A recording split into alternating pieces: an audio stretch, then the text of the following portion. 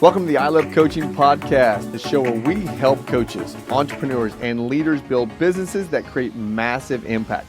I'm Adam Roach, alongside my incredible co-host, Jess Weber, and we're here today to bring you the best strategies, mindset shifts, and real-life success stories to help you level up in your coaching journey. Whether you're launching your coaching business, scaling to 6 or 7 figures, or just looking for inspiration to push through, this podcast is your go-to resource. We're bringing you expert insights, real talk, and actionable items every single episode. So if you're ready to take your coaching game to the next level, then let's dive on in. Welcome back, everybody. Welcome back to the I Love Coaching podcast. My name is Adam Roach, your host, along with my co-host, Jess Weber. Jess, welcome back. Good to see you. What's new in your world? Well, I was just laughing because I was looking at some previous podcast episodes and I realized that I wear this sweatshirt pretty much every time we record a podcast.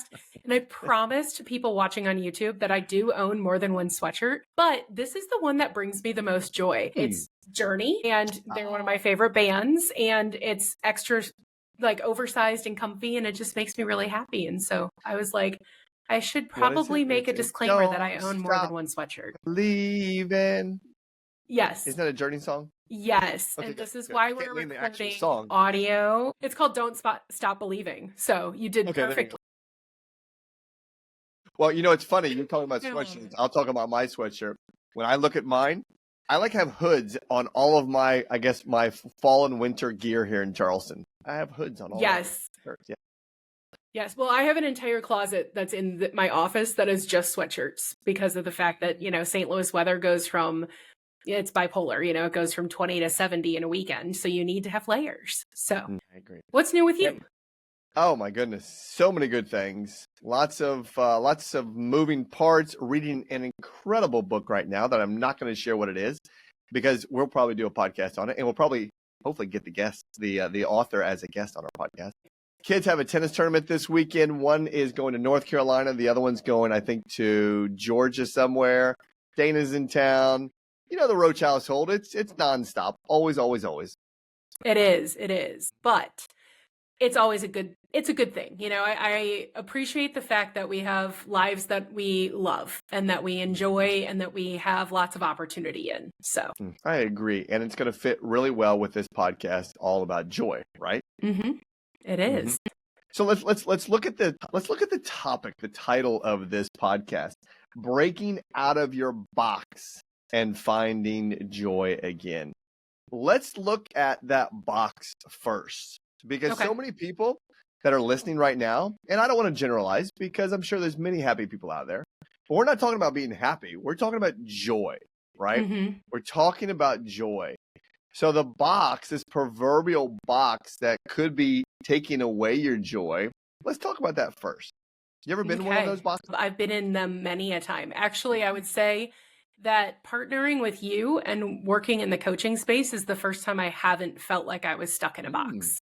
I was going to say, I thought you were going to say this felt like the smallest box you've ever been in. No. Adam, partnering with you was the first time that I got to play in a whole sandbox and I wasn't stuck in a little cardboard box and put on a shelf with every other person that was there. That's so good.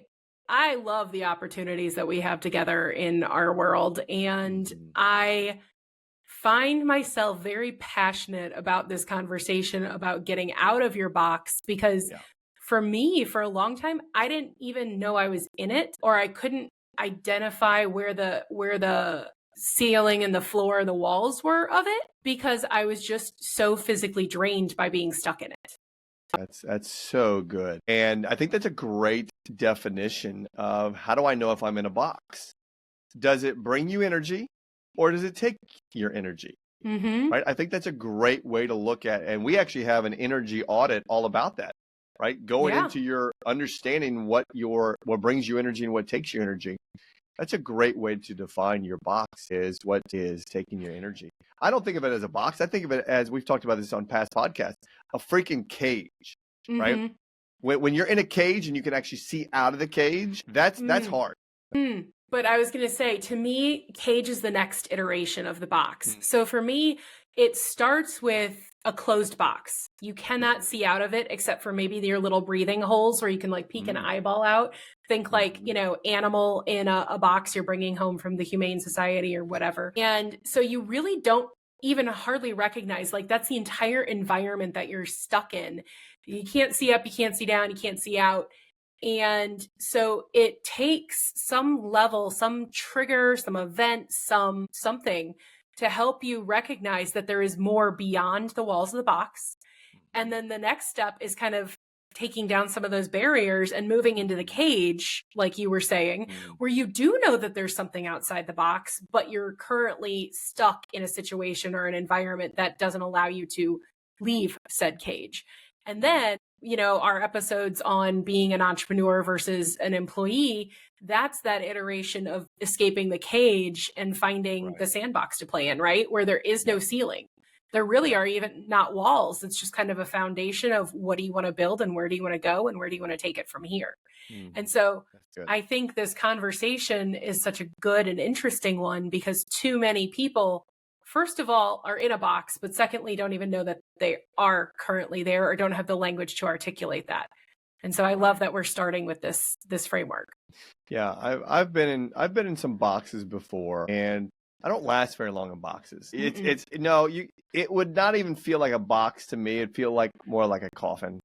It'd be like a coffin. Yes. I wouldn't even get the little peephole, and it would feel, if someone put me in a box, and you'd have to bury me 6 feet under because I would get my ass out of that box real fast.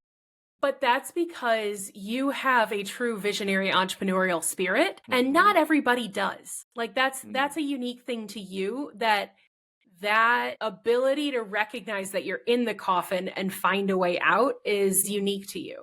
Not everybody can. And that's why I'm saying, until this role that I'm currently in, I only thought boxes were the opportunity to make money and have a job. Like I didn't know any different. And yet, like you said, it was uncomfortable for every single role I was in. And it was because I was pushing on the edges of those boxes, because I was like, my personality, my brain, my skills, my ability to pour into others is bigger than the space that you gave me to operate in. And so every single job that I've had to leave, whether it was by my choice or their choice or whatever, came from hitting my walls, hitting my ceiling, and having to break free of that. It was, the box they gave me didn't fit me, and we had to part ways every single time. You know what's interesting about that? And I bet our listeners right now are either feeling very claustrophobic or they are excited about what we're getting ready to say next. Here's what I want to point out is when people, let's go back to, I'll use the example of some people that I've had conversations with who want to get into the coaching space. They want to become coaches, and they're in a specific role that has a big feeling, but they're totally in a box.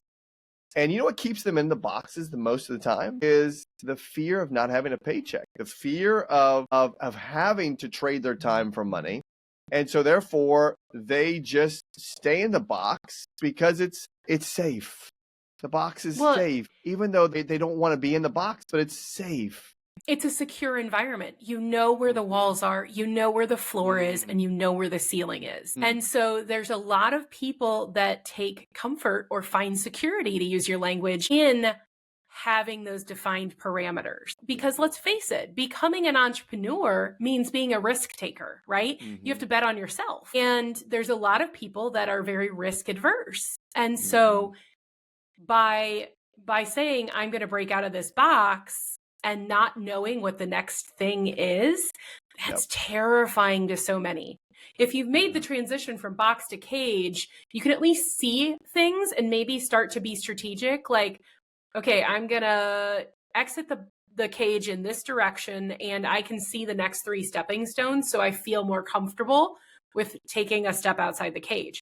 But when you're in a box, you're like, everything's unknown, because literally you can't see outside of it. And that's why it's so difficult. And that's why so many people just shrink inside of it. Like I'm sitting here, I'm not a green thumb person. I know we've talked about your garden and stuff in the past, and I'm laughing because I'm like, I can barely keep like bamboo alive, and you pretty much can't kill bamboo. But I did. I want you to know that I strategically killed bamboo. So that's how skilled I am in this particular instance. But my visual brain is sitting here thinking about putting a houseplant in a box and just watching it wither and die. And that's what I think I felt in every role that I was in. The first one, really, because my first big career move was teaching, I felt like that all the time, because even though I was in these schools that had promise of you teach to the whole student, not just to the test. Oh, you can be creative. You don't have to follow the textbook curriculum that's written. All these things, they still wanted me to follow all that. They still wanted me to write a lesson plan, which I can tell you, every lesson plan I wrote, I did not follow. And it was a waste of time because I was a damn good teacher and I could figure out instantaneously in my classroom what my students needed to make the content realistic and resonate with them in real life examples. And I could never plan that out futuristically. I had to pivot and be, a good strategic thinker in the moment. And so it's one of those things where it was like, I hated being stuck in a situation in a school where their entire focus was a fucking test. I'm like, this is not preparing these children for life or their future. Oh, yeah. And so I withered and died very quickly. No, I'm just saying, like, of dissecting our educational system, because we could do that really easily, because I believe all the kids are in a box right now in our educational system. And I wasn't trying to make this a political statement. I'm just saying, for me as an educator, I think they are. I know, Adam, you love being more polarizing because you're less risk adverse than I am, but True. Truly, I withered and died. Every year I moved schools because I changed grade levels, I changed districts, I changed type of school, thinking that, the next iteration was going to be at least a bigger box. Yeah. And every time it was not. And so I even switched careers, right? I went from teaching into real estate, changed roles in real estate every 6 to 12 months because my box would get too tight and too small. And the other thing was, and this is not meant directly at any one human, I was always promised that my box was going to get bigger or my ceiling was going to get higher. And so that I would have more space and more opportunity. And so the promise of a bigger box kept me contented in the box longer. And that is what really gave me the biggest mind fuck of them all. Well, here's the thing. Let's be real. If you are a spoke in someone else's wheel that says this wheel is going to go real fast and we're going to go real far together, you're at the mercy of that wheel, right? You aren't the wheel. You are just a spoke. And you're waiting on the damn axis to turn and provide the momentum and all the things. Right. Yes. We're really good with our analogies today. We are. You're right. We are. And that is for our listeners. If that's you, we want to just bring massive awareness to this, because if you are in a space where you feel like you're in a box, you feel like you're a spoke on a wheel, and you have someone that has overpromised to you and underdelivered, that's a box, and that's a problem. Yep. Right? Yep. That's a box, and that's a problem. And you're that person who has overpromised and underdelivered is going to continue to do that. So you might as well trust them when they show you that. You might as well trust them. So, okay. All right. Put a period there. Period there that we have defined what a box is. Okay. Now, let's go to the second part of our title, which is break out of your box. Okay? Break out of your box and find joy again. Now, let's talk about that action of breaking out of your box. We've defined the box, and now let's break out of it. How did you break out of your boxes? I think the biggest thing is you had to be self-aware enough to understand what actually brings you joy. Stop right there. Okay, good. So self-aware, that's great language. Though self-aware means you have to have confidence. Self-aware means you have to trust in your own abilities, right? We have heard and we have seen so many times when people don't sign up for something, they're not signing up for the product. They're not signing up because they don't trust themselves.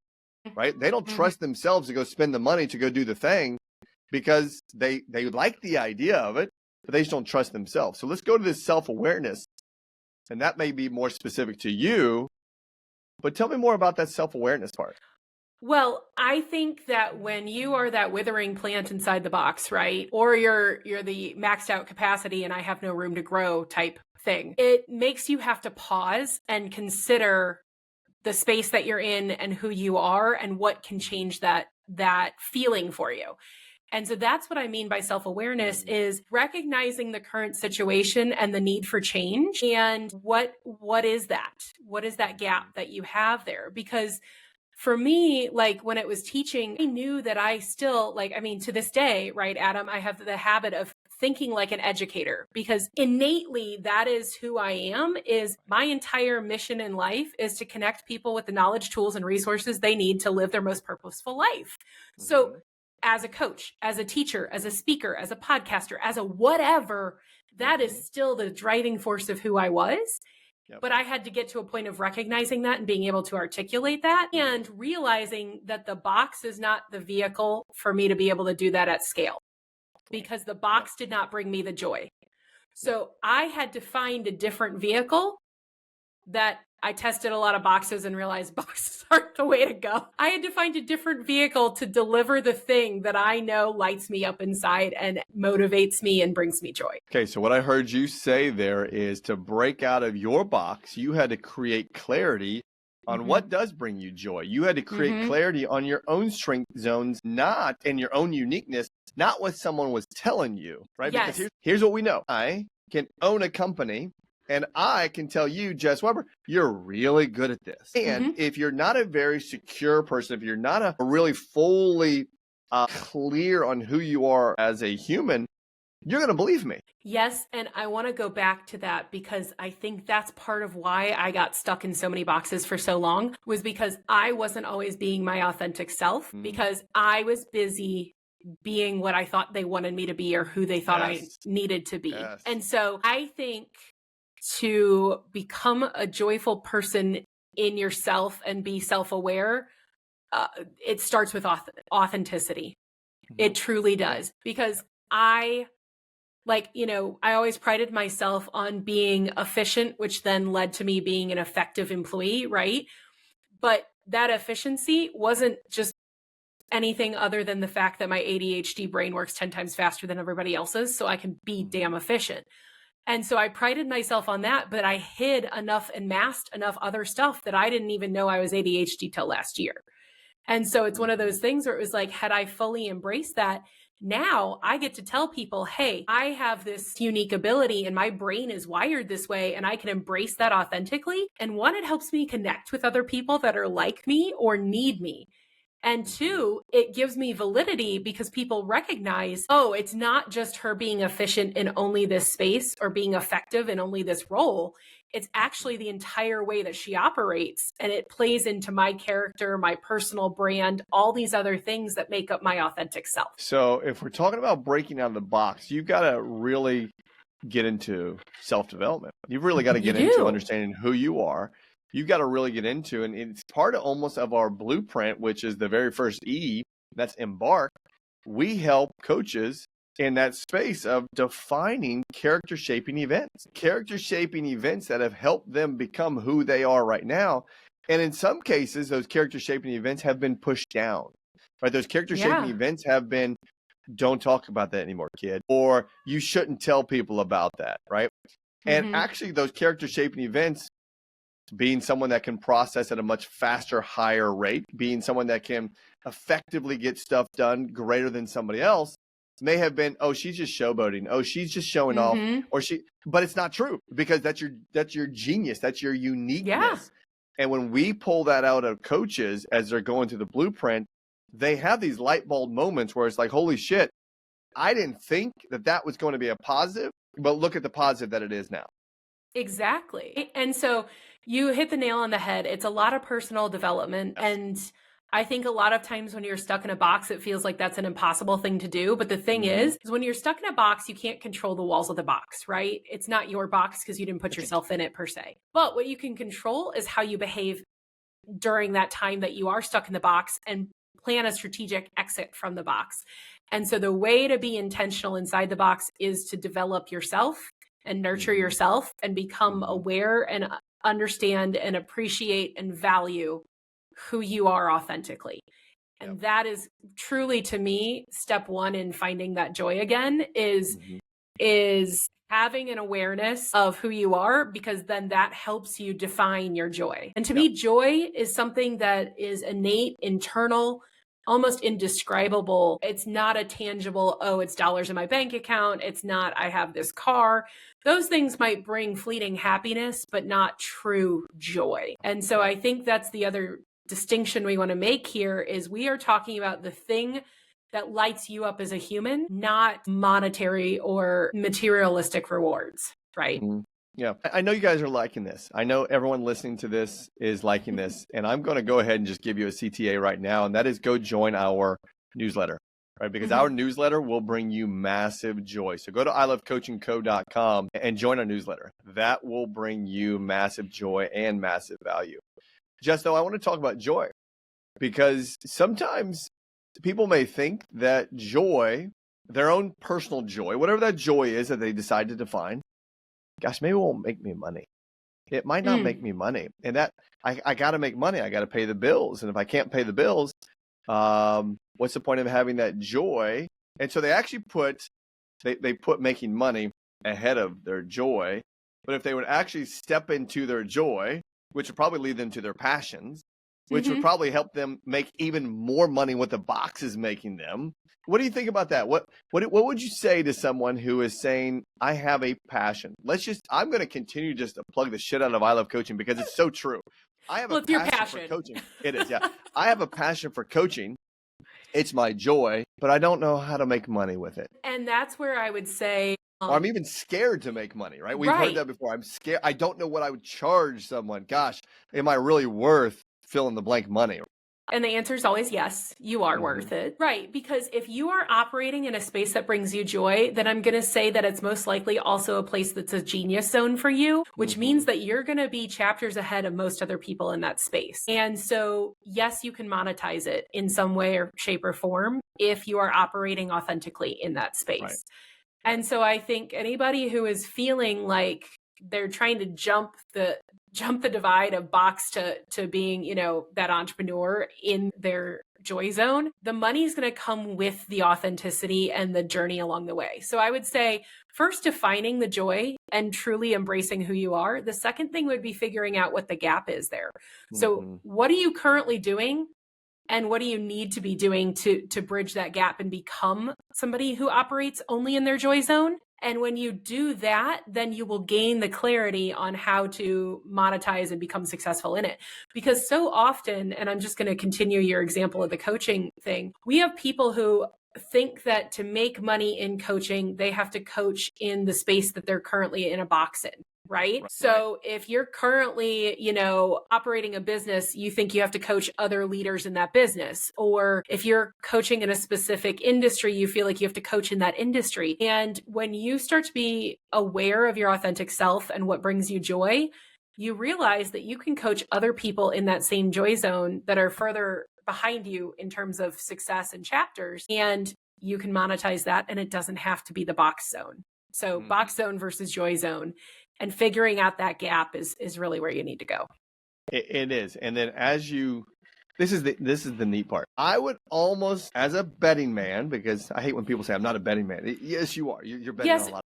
You're a betting man because you're a risk taker. Let's be honest. Hold on, but let's go back to this. I would, as a betting man, venture to say that in their joy zone, compared to them being in a box, they probably have more confidence in their joy zone than they do in their box.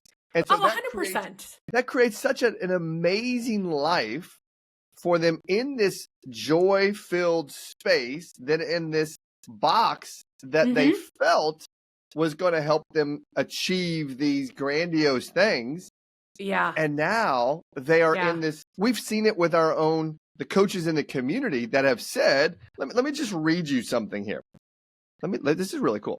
This is actually, I'm going to read this from one of the coaches in the community, and I'm going to find it right now. Hold on. Listeners, just give me a second. Here it is, right here. This is from one of them. I replaced my former income in about 90 days. He stepped into his joy zone. And here it comes. I 100x'd my quality of life. Yeah. 100x my quality of life. And he more than in 90 days made what he was making in 12 months because he got out of a box and got into a passion, joy space. Well, you helped me do the same thing. I doubled my income while cutting the time I worked into about a third, which is just insanity. And yet, there's a 6-to-1 ratio there in terms of time to money. And that's an amazing thing when you're doing the things that bring you joy. That's right. And it wasn't in one day or 1 week, like that coach said. He doubled down and did it in 90 days. Mine took a little bit longer to self-discover, but I did it. And, we were talking about AI. Yeah. Because think about this. Because you had to get out of a box mentality. Yes. Right? You had to get out of a box mentality. And when you got into this joy, passion space, it took a little while for that rose to bloom, because now you're in some water and with fertilizer that's really going to make it grow. And look at your rose bush now. It's massive. And you said you don't have a green thumb. It's huge.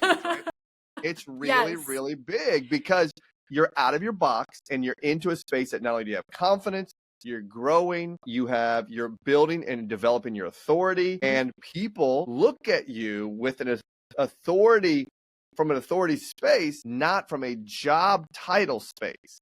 And that's completely different. So that's where my brain was going. Thank you for saying that. Was people define themselves by their box, as their box becomes their identity. And I think so many people are afraid to escape the box because they feel like they're going to lose their identity, because they haven't built their identity around their joy zone and who they truly are and what they truly love to do. And so I think you hit the nail on the head there of people are fearful of leaving the box because they don't have an identity outside the box.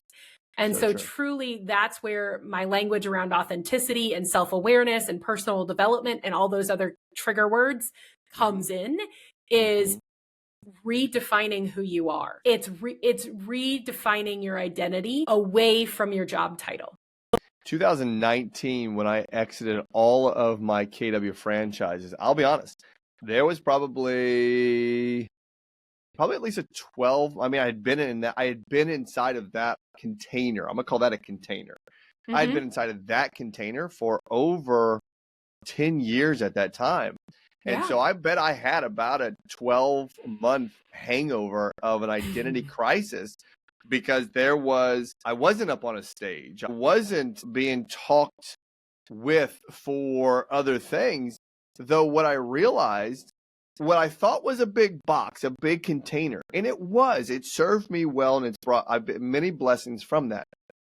And I've shared this now with so many people that I've sat in the same seat that they have, that the world is a huge place in comparison to that little container that I was in. And the world being such a great big place, literally now for the last 6 years, wakes me up every single day with a big old smile on my face, knowing that I can go now empower and impact billions of people, not just a few 100,000. Yes. Yep. Well, and okay, so to full circle back, you gotta recognize you're in the box. You gotta define what brings you joy, and that way you have the gap between it. So that's step 2 is figuring out that gap.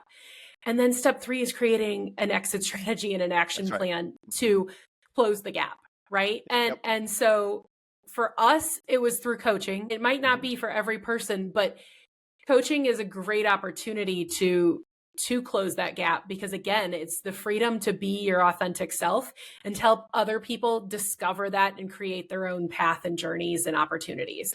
And that's the big one, is taking action and creating that exit strategy out of the box is scary, y'all. It will be scary, because here's the thing. Let's be real. If you are bad language I was getting ready to use there. But if you're on the teat of a U2 job, okay, that could be a little scary because you have no safety net underneath you. Mm-hmm. All right, but here's the thing. You don't have to cut ties right away. You can build out a runway, an exit strategy from that. When you have identified your passion zone, if it's I love coaching, you can step into the I love coaching blueprint. You can build out the framework for the how long it will take you to reach your W-2 salary income. According to that coach, it took him 90 days. And then you can exit, and you can exit stage left in a very nice way and understand that you don't have to burn the bridges. You don't have to burn bridges because the people maybe in those environments are going to be clients of yours if you're coaching. Yes. Well, and that's the other thing. So you said build a framework, and I appreciate you using that language because it's not build every iota of everything that you want to build.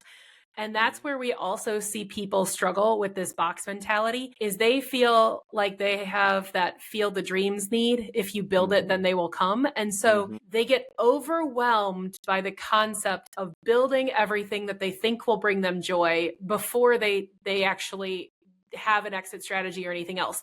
Yep. They think that they have box, they have to build empire, and then they'll figure out the path from box to empire. And it's like, that's not the case at all. The next right thing is just a step in the direction of your empire. And so whatever you need to do to take that next step, that's the next right thing, not build every bloody thing. Because take it from somebody who's a builder by nature. I built the entire wrong thing, which is why it took me more time than it should have to figure out who I wanted to be and how I wanted to help people.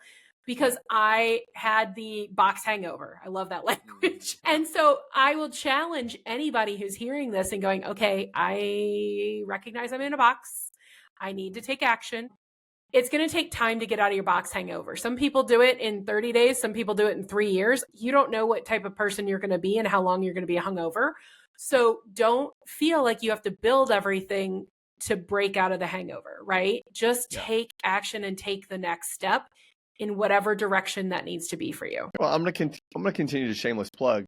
Find your who's, find your community, right? Because again, if you're out there, it can be challenging. If you're gonna have a box hangover and you're attempting to recover alone, it can be challenging. It can be really, really challenging. So find a community, find who's that can really support you. And that's why we've built the I Love Coaching community. This is a group of box hangover people that have gotten out of their box. They've had their passion zone. And now, Jess, we've expanded into Canada. So that means we are on the entire continent now of North America. And it's incredible. It's truly incredible to watch people who are still in boxes. It's totally fine, though, build out an exit strategy for them to leave that box. So, really, that's the gist of this conversation is identify the box, identify the gap, take action on closing the gap. That's right. So that's your tactical to go with Adam's big brain and big vision. That's right. Okay. So last CTA, go to ilovecoachingco.com, join our newsletter. There might even be a link, Jess. I don't know if it's on there still to book a call. You want to book a call and have a conversation about getting outside of your box, do it. Otherwise, you can go to my Instagram, you go to Jess's Instagram, Adam R. Roach, Coach Jess Weber, and just DM us out of the box, and we will know what that means, and we will set up a conversation with you to get out of that box. Because trust us, we know you want to get out of that box. We do. Jess, great job. Thank you. No, thank you. That was a fun conversation. That was a lot. Okay, everybody, go have a great day, and we will see you next time. See you. Bye.